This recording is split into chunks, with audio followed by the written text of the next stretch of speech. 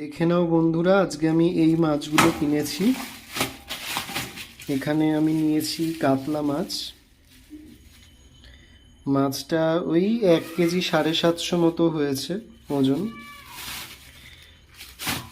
এখানে আছে সার্ডিন মাছ, এটা আমি 3টে নিয়েছিলাম,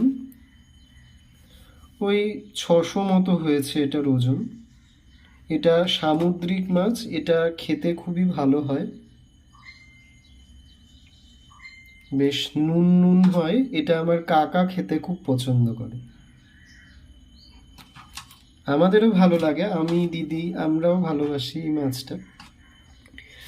আর এখানে আছে একটুখানি আমুদি মাছ, এটা ওই 350 মতো হয়েছে। এই মাছটা ভাজা খেতে আমার কাকা খুব পছন্দ করেন।